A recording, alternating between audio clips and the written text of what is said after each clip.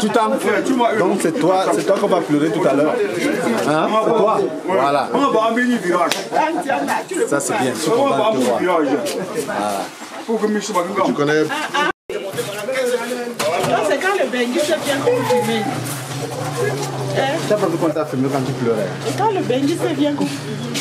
Moi, monsieur Benji, ça aide. C'est qu'elle doit voir qu'elle doit écouter. On m'a filmé. Malais! Malais! C'est bon. Elle a posé. Merci beaucoup pour elle.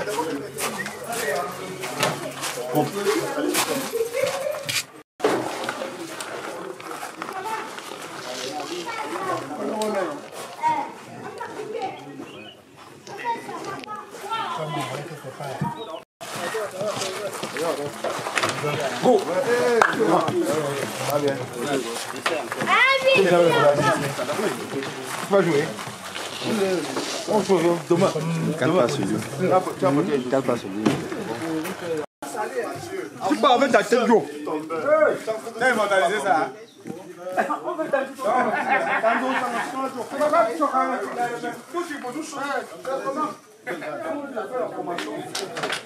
Il a protégé maintenant qu'on ne déjà là.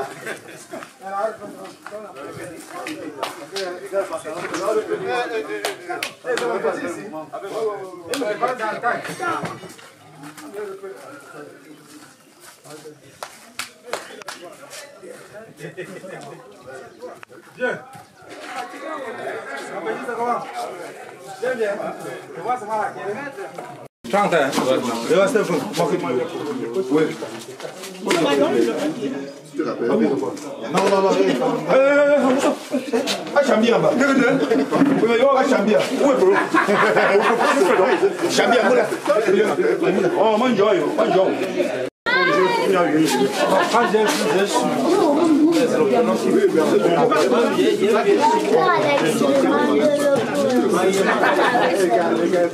Il faut demander à son nom. Comme j'avais apporté le carreau, il a... Mais maintenant, maintenant, vous pouvez il paie aussi. Ah, il y a paie. Moi, pour moi, il y a paie. En bourgeois, pour voir, pour quand je fais pas.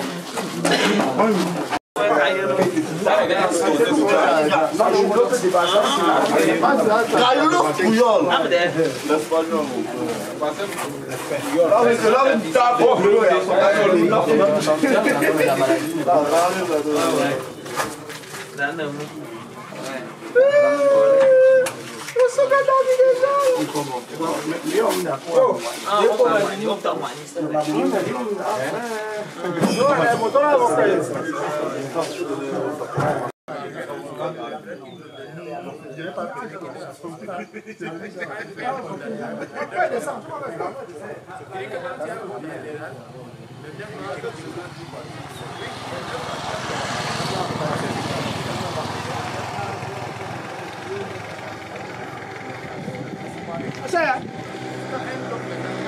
Faut passer. Viva!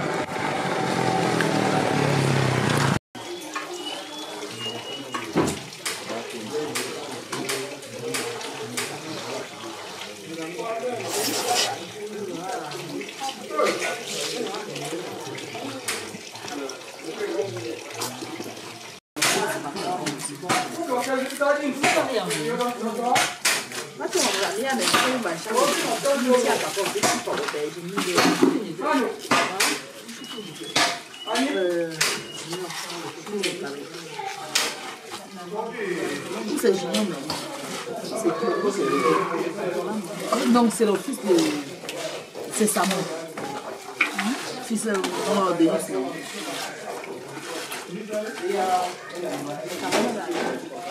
Pourquoi il est sur mon montagne?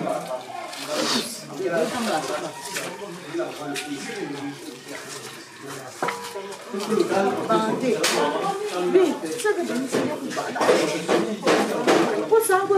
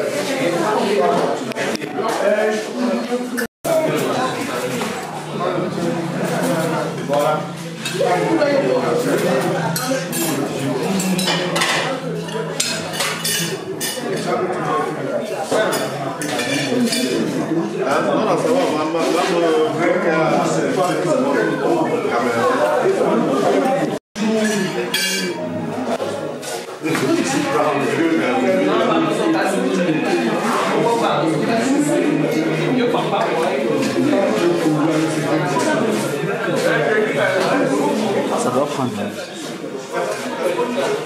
Il y en a. Le smart, non. Ça va prendre. Thank you.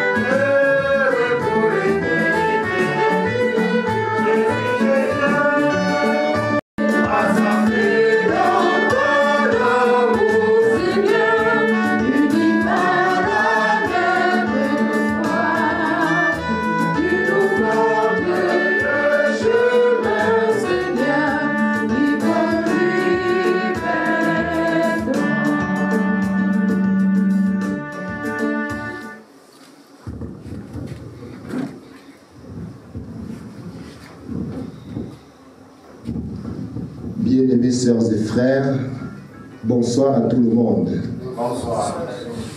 Nous voulons commencer ce tridium. Nous voulons commencer ces 3 jours où nous accompagnons notre papa pour le repos éternel de son âme. Nous voulons l'ouvrir par cette messe qui a été pensée par la famille et en communion avec lui. Lui qui souhaitait toujours qu'à des événements, surtout les plus heureux, nous puissions célébrer la messe. Je devrais être accompagné par le pasteur de Catio. Je me suis arrêté tout à l'heure. Sûrement, il a eu d'autres empêchements, mais nous nous sommes arrangés pour que la messe se célèbre ce soir. Demain soir, nous serons là pour le culte. Vendredi, nous célébrerons la messe et samedi, ce sera le culte pour l'accompagnement de papa. Je voudrais déjà dire merci à la famille, pour ne pas dire à papa, pour cette ouverture. Merci au révérend pasteur pour cette collaboration. Merci au Seigneur qui nous a permis d'être debout pour lui rendre cet hommage.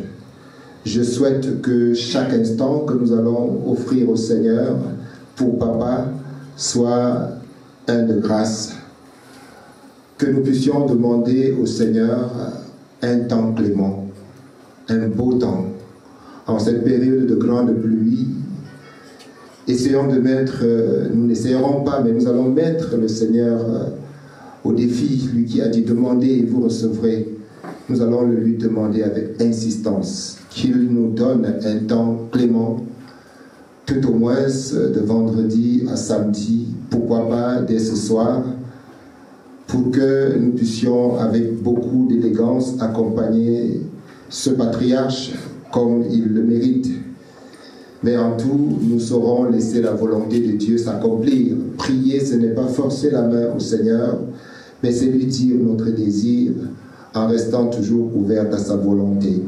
Nous prierons aussi pour ceux qui sont encore en chemin, pour toutes les tentations qui sont en train de se jouer, afin que la fête de papa se passe bien. Que le Seigneur nous accorde beaucoup de grâce. Au nom du Père et du Fils et du Saint-Esprit, Amen. Le Seigneur soit avec vous. Et avec votre esprit. Préparons-nous à rencontrer le Christ mort et ressuscité dans cette Eucharistie. Lui qui s'est fait pain vivant, lui qui s'est fait chair, lui qui s'est fait présent pour ne pas s'absenter un seul instant de notre humanité. Commençons par reconnaître que nous ne l'avons pas toujours honoré à travers notre vie. En reconnaissant nos nombreux péchés, pensons aussi aux péchés et aux égarements de papa. Demandons sincèrement pardon à Dieu, qu'il puisse purifier son âme, maintenant qu'elle chemine vers sa maison, qu'il puisse purifier nos lèvres, afin que nos prières lui soient agréables.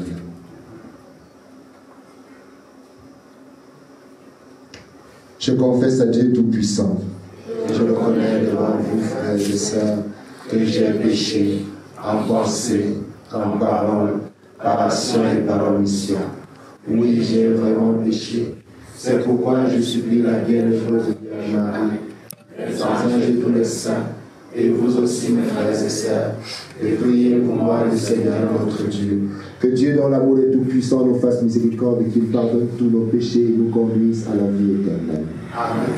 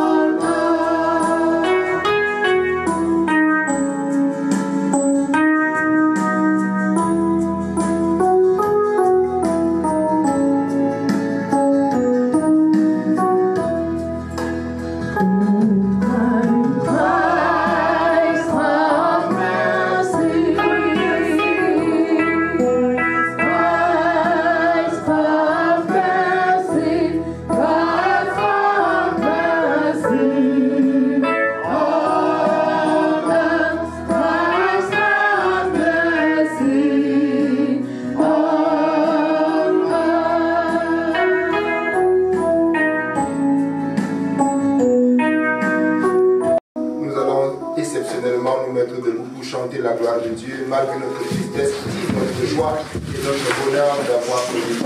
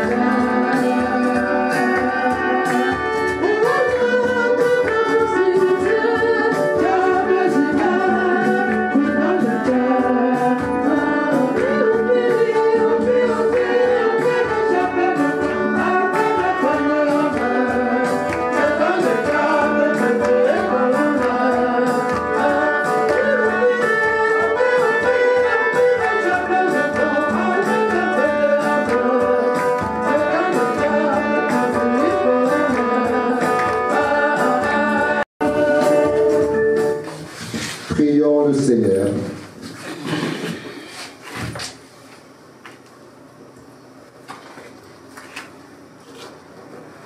Seigneur, n'oublie pas ce que tu es pour les tiens. Nous savons que tu es un Père qui aime à pardonner. Tu es un ami qui ne ferme jamais son cœur. Écoute-nous quand nous t'implorons pour ton serviteur. Thomas, notre papa bien-aimé, que tu as rappelé auprès de toi.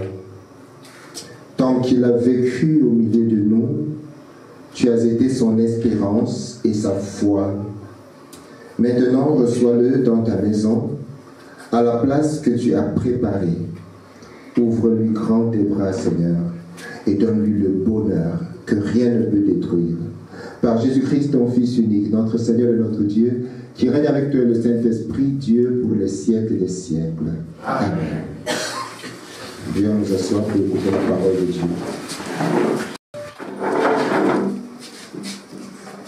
Notre texte est tiré du livre de 2 Corinthiens 5, du verset 1 au verset 10. Je vais lire dans la version 8 secondes.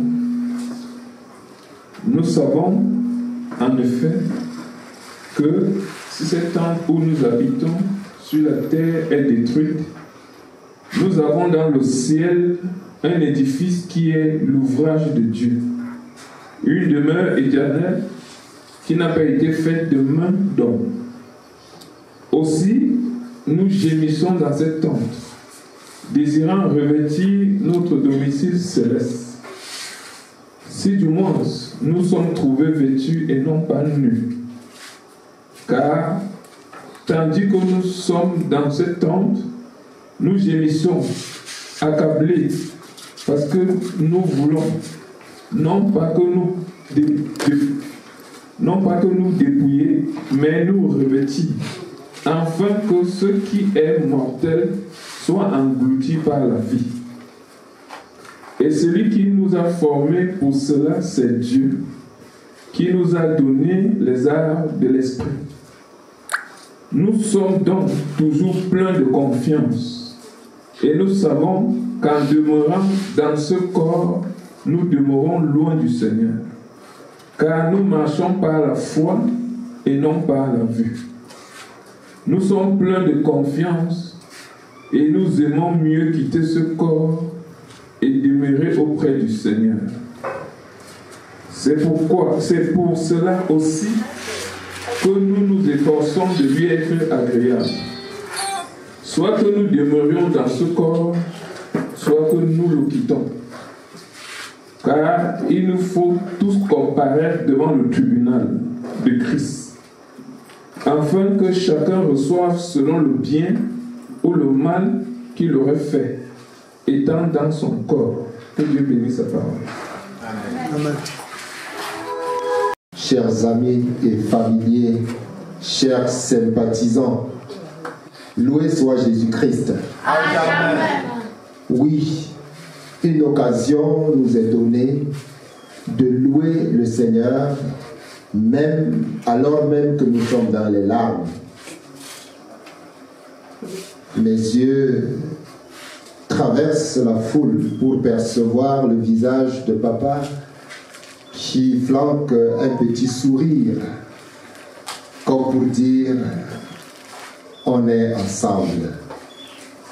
Oui, l'occasion nous est donnée malgré nos larmes de louer le nom du Seigneur pour ce grand homme qui a vécu pleinement et qui est parvenu au soir de sa vie, qui a tiré, comme dirait quelqu'un, sa révérence, non sans avoir porté, sans avoir apporté, sans avoir donné la vie, sans avoir donné du sourire à profusion. Oui, point de besoin de revenir sur le parcours de Papa Thomas. Thomas comme est notre Thomas que nous connaissons. Ce Thomas qu'on accuse d'être un incrédule parce qu'il avait refusé d'accepter que Jésus soit ressuscité. Mais alors, lorsqu'il a eu la preuve, il a été le premier à professer, parlant du Christ ressuscité, à professer son Seigneur et son roi, son Dieu. Oui, Papa Thomas était de ce genre de personne.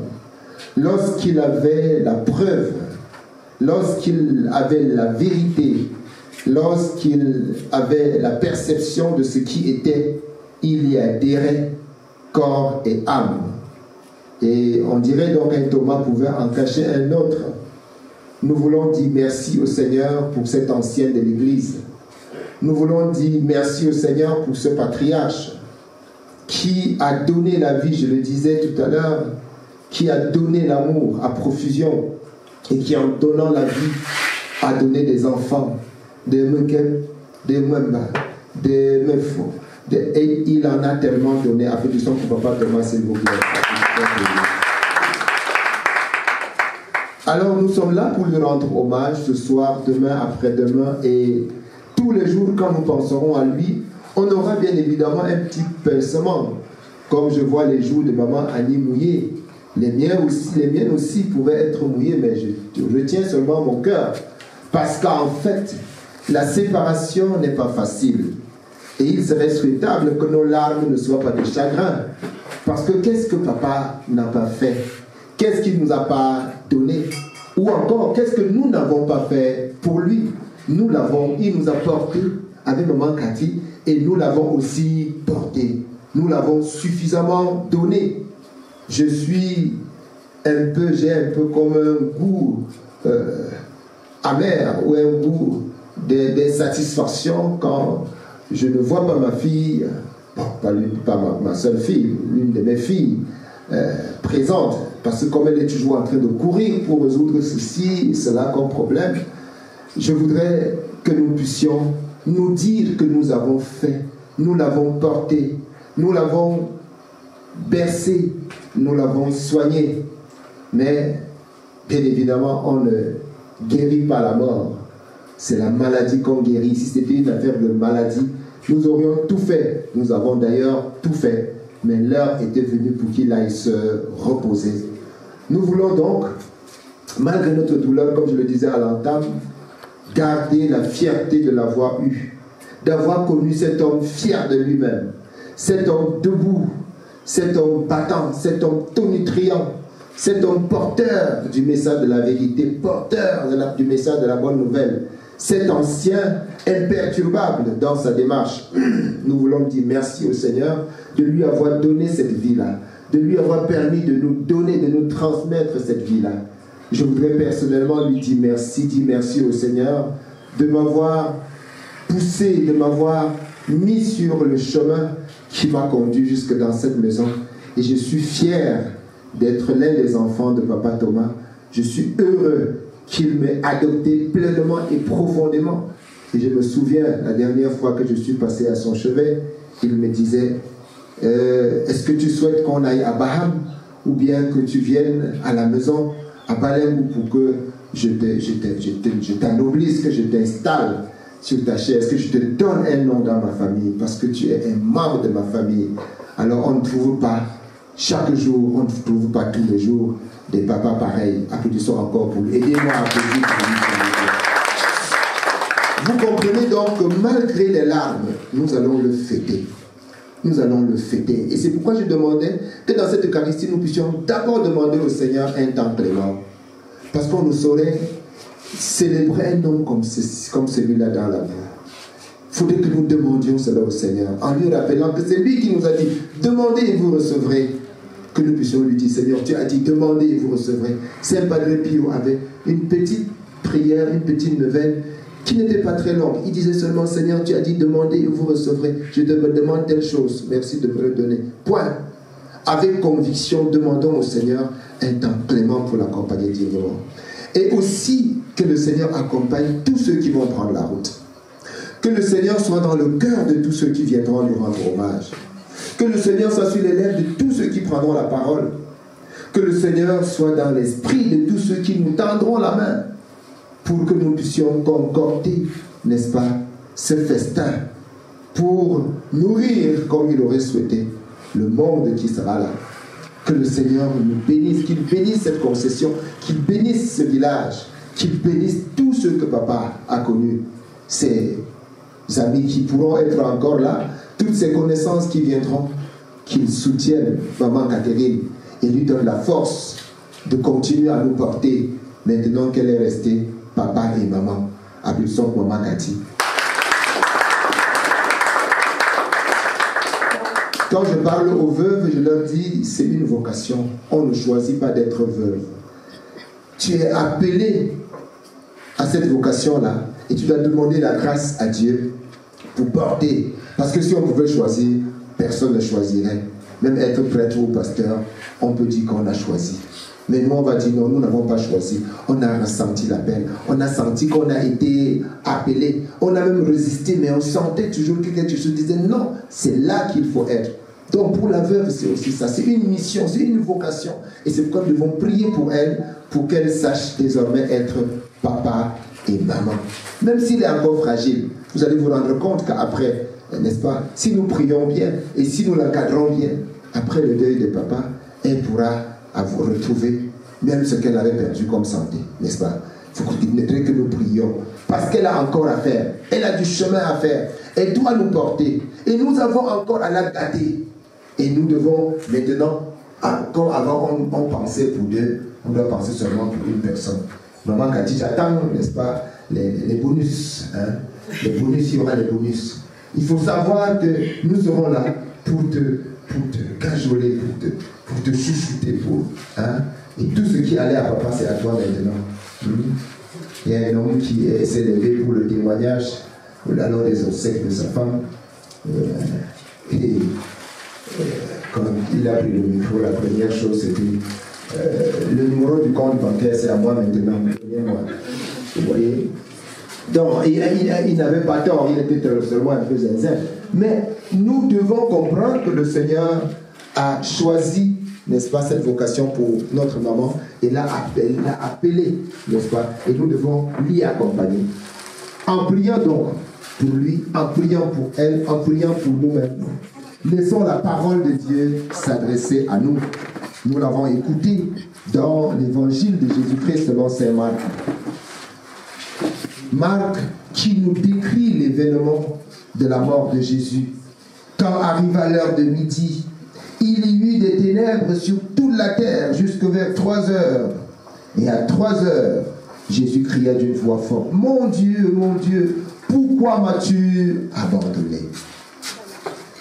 Je pense que Papa Thomas a aussi eu des moments où il a poussé ses cris lorsqu'il fallait le trimballer de gauche à droite. Faire telle dialyse, faire tel examen, faire tel forcer. C'est sûr qu'il a dit un jour, mon Dieu, pourquoi m'as-tu abandonné? Mais en étant en même temps sûr que le Seigneur ne saurait abandonner son enfant, c'est le cri de la douleur, c'est le cri de l'espérance, c'est le cri qui appelle, n'est-ce pas, le Seigneur à ne pas s'éloigner de son enfant. Donc, s'il a poussé ce cri, que le Seigneur puisse le considérer, pas comme un cri de détresse, pas comme un cri d'abandon, mais comme un appel à vivre l'assurance d'une présence du Seigneur. Alors, Jésus crie, mon Dieu, pourquoi m'as-tu abandonné? Et ensuite, poussant un grand cri, il expira. Et je voudrais que nous puissions nous arrêter un peu, après que Jésus ait expiré, pour voir qu'est-ce qui se passe. Le rideau du temple se déchira en deux depuis le haut jusqu'en bas. Le rideau du temple se déchira en deux. Le rideau du temple, c'est l'expression, n'est-ce pas, du dévoilement, n'est-ce pas, du Saint des Saints.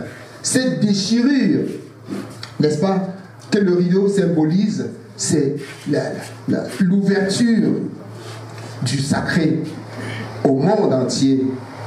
Et le centurion romain de s'écrier en voyant ce qui s'était passé, il s'écrie en disant, vraiment cet homme était le Fils de Dieu. Vraiment cet homme était le Fils de Dieu.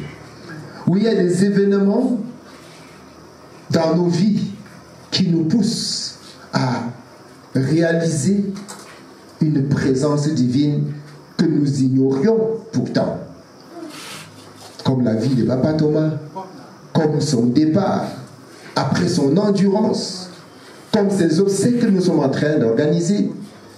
Quand je demande au Seigneur un beau temps, quand je nous demande de lui organiser une belle fête, ce n'est pas tant une démonstration comme font les païens, mais c'est pour que Dieu puisse retenir que ici vécut un ancien.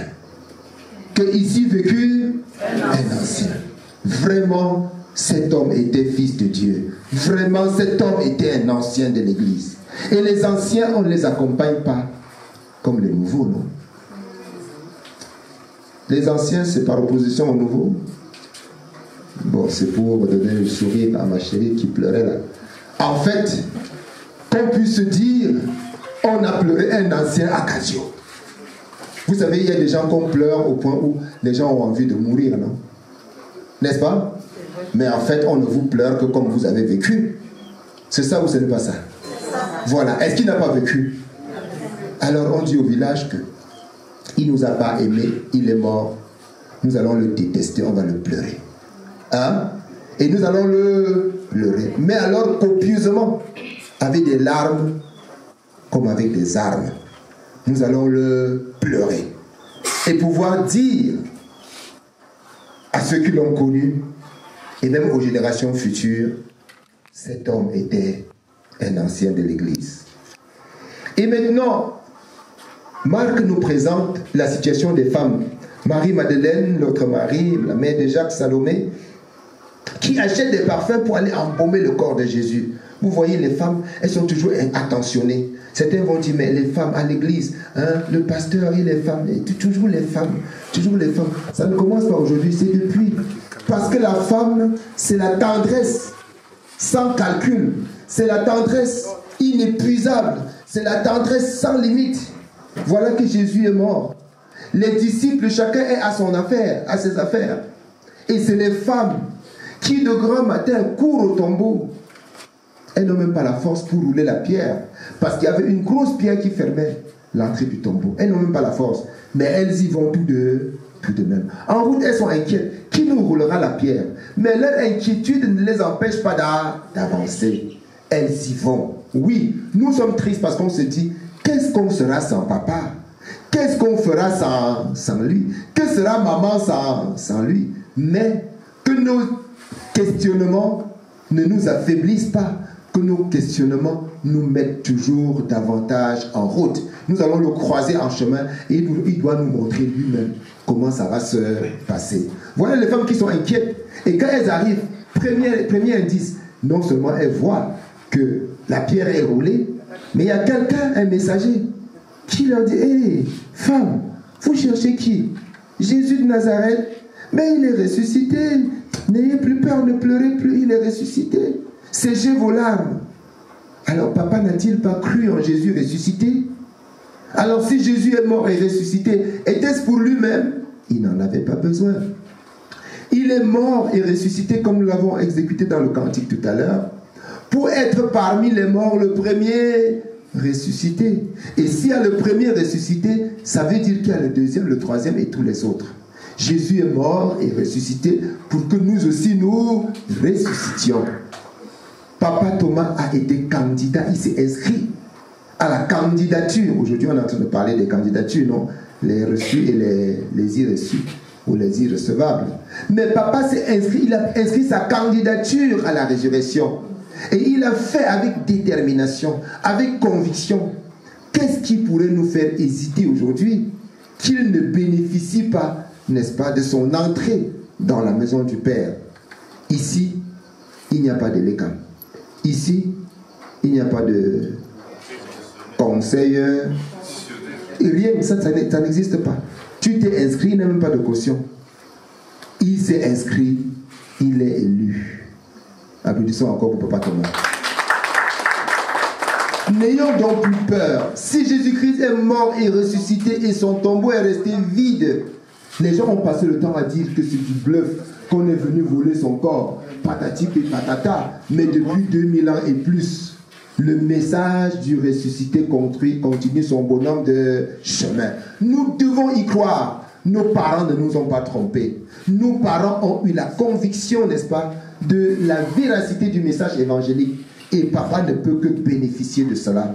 Je voudrais terminer par la première lecture que le révérend pasteur a lu tout à l'heure, de la deuxième aux Corinthiens, où Saint Paul s'adresse à ses frères de Corinthe en leur disant, vous savez que nos corps, nos pauvres corps là, hein, sont appelés à être, c'est des demeures appelées à être détruites. Et chaque jour, j'aspire sortir de cette structure limitée pour accéder à l'éternité. Pour accéder à ce qui n'a pas de limite. Oui, Saint Paul s'adresse donc aux Corinthiens en leur disant, retenons que notre corps, c'est cette demeure, n'est-ce pas, qui est appelée à finir. Mais nous ne finissons pas avec notre corps. Nous avons pleine confiance, tout en sachant que nous sommes en exil, loin du Seigneur, tant que nous habitons dans ce corps. Nous sommes en exil. Et tant qu'il y a un exil là, on a l'impression qu'on est bien là-bas. Mais non, on n'est pas bien à Yaoundé, on n'est pas bien à Douala. On est bien ici, chez soi. Et le chez nous, c'est où? C'est Katia, oui, pour le moment. Hein? Mais chez nous les chrétiens, c'est où?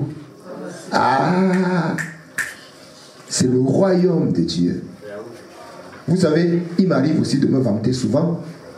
Je me vante souvent en disant aux gens, je ne suis pas seulement citoyen camerounais. Hein? On va me dire, ah oui, tu es citoyen du Vatican, c'est vrai, les prêtres sont citoyens du Vatican. Je dis, même si c'était que ça, je m'en moque. Mais ma première citoyenneté, c'est le ciel. Le chrétien donc, baptisé, doit être fier d'être inscrit comme citoyen du ciel. Et tant que nous sommes sur cette terre, nous ne sommes qu'en exil. Et nous aspirons chaque jour à rentrer chez nous. Retour au bercail. Cahier des retours. Qui a lu ça? Cahier des retours au pays natal. On aspire retourner au pays natal. Et notre pays natal, c'est le ciel. Malheureusement, quand les gens rentrent dans ce pays-là, certains se mettent à pleurer. Pendant que vous pleurez là, ceux qui se sont bien inscrits, ils rient. Ils rient. Donc séchons nos larmes. Cessons de pleurer. Et si on avait quelques-unes, comme je le disais, qu'elles soient de tendresse et non de chagrin. N'ayons pas de chagrin pour papa, parce que nous avons la conviction. Nous savons où il va. Nous l'avons vu vivre. Nous l'avons vécu. Et nous savons qu'il ne va pas mourir jusqu'à mourir. La mort pour lui n'est qu'un passage. Il est désormais sorti de ce corps qu'il emprisonnait. Il est désormais sorti de ce corps qui le retenait en exil. Et il s'en est allé vers la patrie céleste. Prions afin que son voyage soit des plus beaux. Il en a fait des tonnes et des tonnes aux États-Unis. Mais voilà le vrai voyage. Pour le ciel. Que le Seigneur l'accompagne. Lui qui a bien préparé son voyage. Et que de là, il puisse penser à nous. Qu'il ne nous envoie pas seulement les dollars. Je ne sais pas comment on appelle l'argent du ciel. On appelle ça quoi? Hein? Voilà. Maman, tu as compris. Bénédiction. Les bénédictions. Qu'il nous fasse les bénédictions. Qu'il fasse les bénédictions et que cela pleuve sur chacun d'entre nous, nous qui l'avons connu, même ceux qui ne l'ont pas connu. Et que nous soyons heureux de savoir, une fois de plus, je le disais, qu'ici vécut un ancien de l'Église. Loué soit Jésus-Christ. Amen.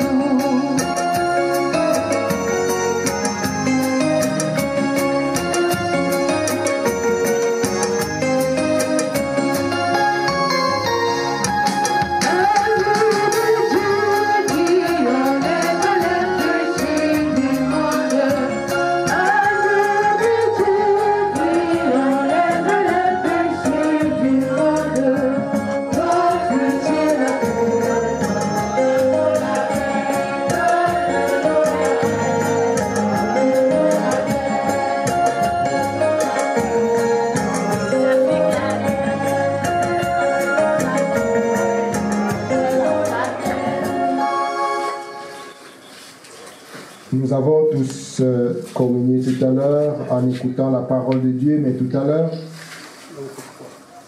nous pourrons s'avancer pour recevoir le corps du Christ que les chrétiens.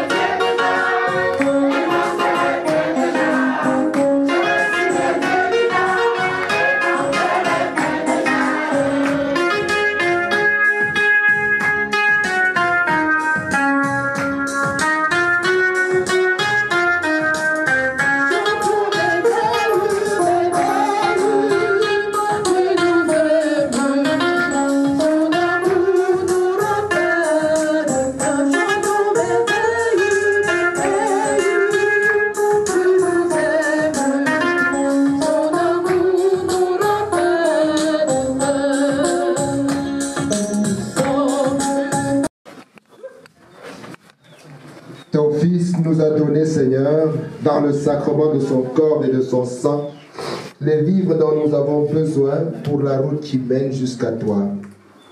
Que cette Eucharistie permette à notre Papa de parvenir à la table préparée dans ta maison, par Jésus le Christ, notre Seigneur. Amen. Avant la bénédiction finale, je voudrais vous dire merci pour votre participation pieuse et fervente à cette Eucharistie.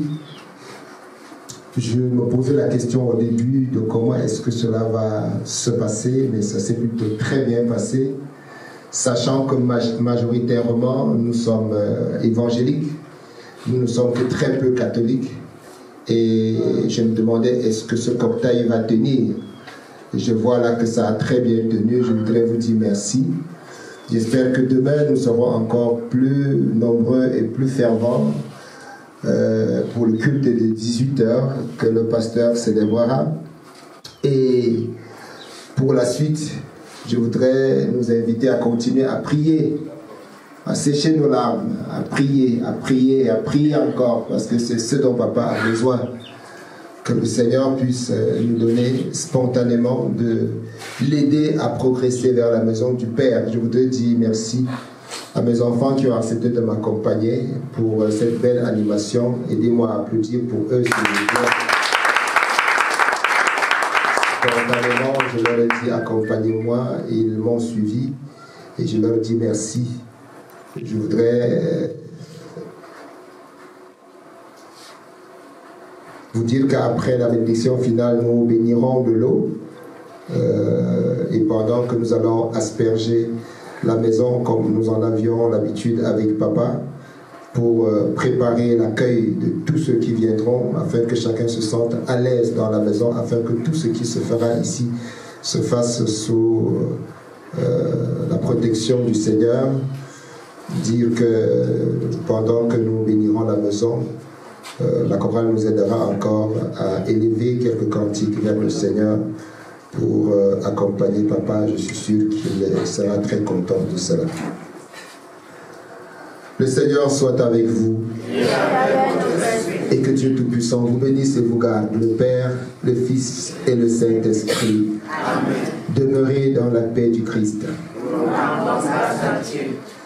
Nous allons bénir l'eau dont la substance de l'eau soit propice à nos supplications et cet élément préparé pour toutes sortes de purifications, d'y verser la force de ta bénédiction pour que ta créature, servant dans tes mystères, reçoive l'efficacité, la grâce divine pour chasser les esprits mauvais et guérir les maladies, pour que tout ce qui dans les maisons et particulièrement dans cette maison et les autres lieux des fidèles sera aspergé de cette eau, que tout cela soit libéré de toute impureté, de toute nuisance, que l'esprit pestilentiel n'y réside plus avec son aura délétère, que toutes les embûches de l'adversaire cachent chez ses disciples. Et s'il y a quelque chose qui nuit à la santé ou à l'intégrité des habitants, qu'il fuit à l'aspersion de cette eau, afin que la santé reçue en invoquant ton Saint-Nom soit protégée contre toutes les attaques par Jésus-Christ notre Seigneur, qui vit règne avec toi le Saint-Esprit, Dieu, pour les siècles des siècles.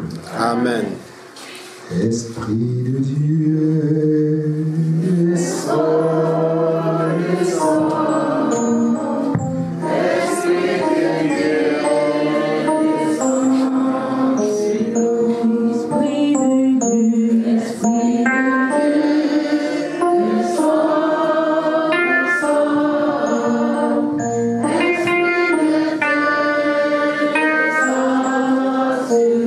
Esprit de feu, esprit de feu.